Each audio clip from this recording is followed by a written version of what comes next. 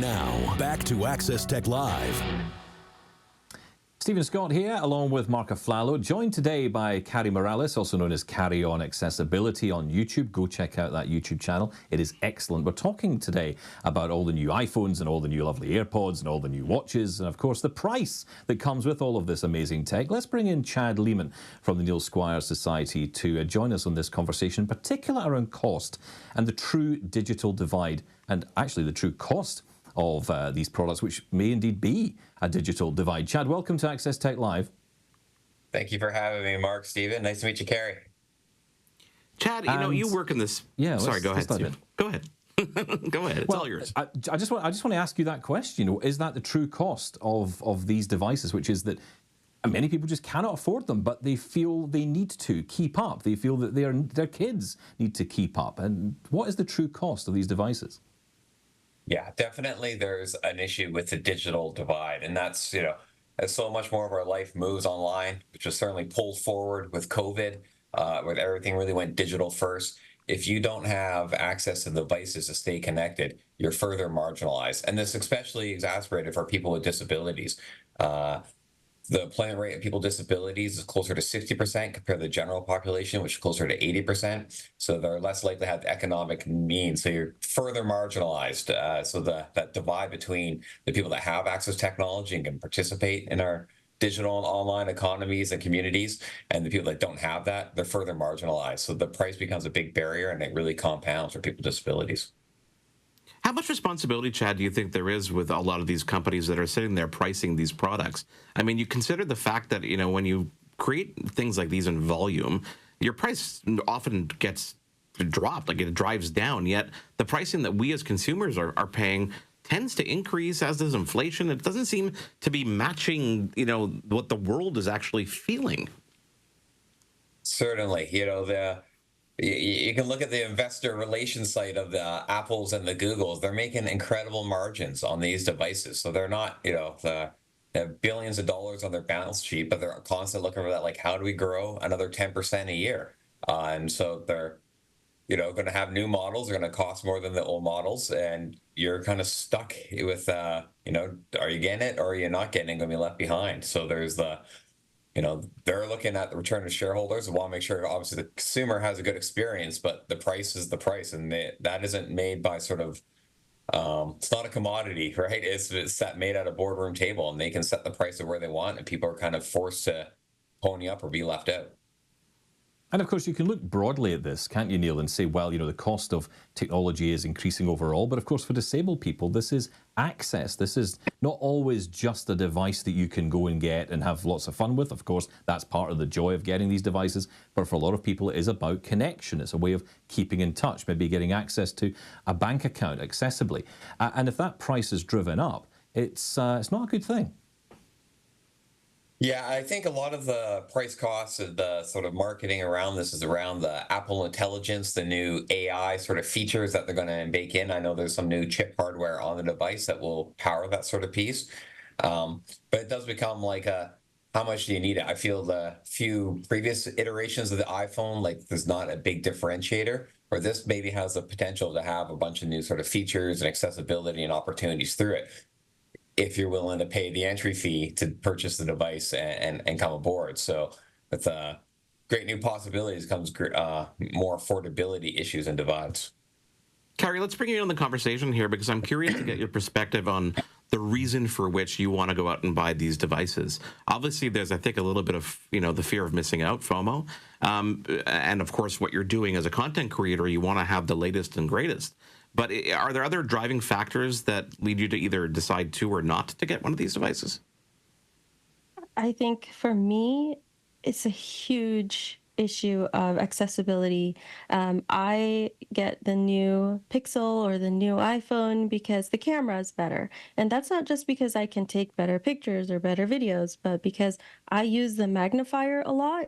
And so if I can make that easier to see, whether it's for me or for my son, then I have a bigger incentive, a bigger drive to go out and buy it and spend the money, maybe put it on a credit card or do installments, because the screen is better. It's brighter. I can see it better outside. Like, that's the difference of me accessing a piece of technology and not accessing it. And, for people like in my family who have hearing impairments, they get the new iPhone because it has a better speaker and they can hear it better. So there's so many other reasons, not just because of FOMO, that I feel as somebody with a disability, you feel like you have to get the new thing. But of course, there's an additional reality as a disabled person, Carrie, and you know this and I know this, and that is that costs of living are higher for disabled people. So how do you marry that together? It's really difficult. It's really difficult. You have to decide what to spend your money on. Like we discussed earlier, a lot of us don't have as much financial independence or financial wherewithal to actually get out these devices. And so you have to kind of decide, what are you going to spend it on? Are you going to save up to get the new iPhone? Are you going to open a credit card, which could impact you in a lot of different ways? You have to sometimes sacrifice. Okay, well, instead of getting this one, I suppose I can settle for the last generation or the lower tier or whatnot. And sometimes I have, tried to sell previous products because a lot of the trade-in values are, like I mentioned, is lower than expected. The newest iPhone 15 Pro Max, the previous generation, is only being accepted for a trade-in value of like 650, which is very low in comparison to how much you spent on it. And so you have to make sacrifices. And that's honestly what it's like to have a disability. With technology changing so rapidly, Chad, I'll throw this to you. How do you think society can prevent this digital divide from growing even further and growing even wider, especially for people with disabilities? Yeah, it's tricky. I mean, in some provinces and in some regions that you have this sort of like bin and bucket sort of piece, right? Like if you are in a post-secondary education institution, you can have some assistive technology funded for you. Same thing in the K-12 system. Those systems need to change by where you are, where you're sort of in that sort of journey. And it comes a bit of a chicken and the egg problem too, right? Where it's like, if you have a job offer, then you have the assistive technology in the workplace, but how do you get in a spot where you have the ability to independently write the resume and get that job without the assistive technology? And then when you have the platform itself, like the laptop or like the iPhone, those usually aren't considered an assistive technology device. That's the platform. So sometimes the funding will cover those peripheries or additional software.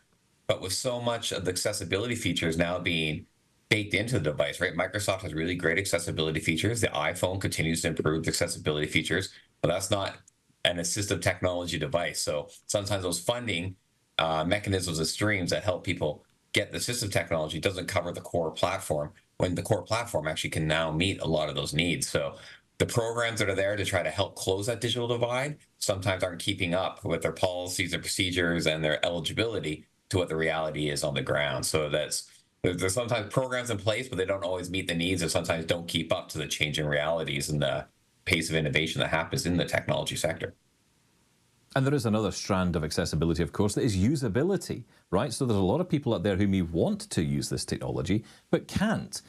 They've no one around that can help them to access it. Even perhaps they can't access decent internet connections to even hook on to the internet. So, there are real challenges out there. And of course, this affects disabled people disproportionately, right? Yeah, I mean, I've spent a lot of my working career really on looking around the digital divide and access, both for the disability community, but other just sort of skill-based pieces. Digital literacy training is super important, especially as we move forward, and is specialized for people with disabilities, right? Teaching someone how to use the internet is very different. They're using a screen reader sort of software, or how to, if you have a hearing loss, use the caption or auto-generating caption sort of pieces, right? There's an additional layer of barriers there. And quite often there's not like systemic sort of programs. Over COVID, there was a push by government to really help close this digital divide. But now that the pandemic's over, so to remain those programs and funding streams is really back to sort of a piecemeal as opposed to Canadian-wide sort of approach. So it can be very difficult to sort of find those training opportunities. I mean, we run free computer literacy program at Neil Squire Society, but that was much better resourced over the pandemic, and those programs are gone. So it's back to sort of volunteers doing that training. And, the scale, the amount of people that we can support and reach has definitely decreased without the sort of funding that allows to make that happen. Well, Chad, you guys do a great job in Neil Squire Society, and of course, Makers Making Change. And we'll talk to you again, I'm sure, during the Hacking for the Holidays stuff, where you empower people to create really cool, accessibility products. So thank you for taking the time to join us, Carrie, as well. Thank you. If you want to follow Carrie, it's Carrie on Accessibility on YouTube, and of course, you can check out over the Neil Squire Society online as well. Thank you both for being here. Thank you for having us. Marc. Take care. Coming up here on Access Tech Live, we first heard of a product called the Lotus Ring at CES back in January. Well, that product is now available, and we're going to find out all about it after a quick break here on Access Tech Live. There's more Access Tech Live to come. Get involved and have your say at Access Tech Live on social media. We'll be right back.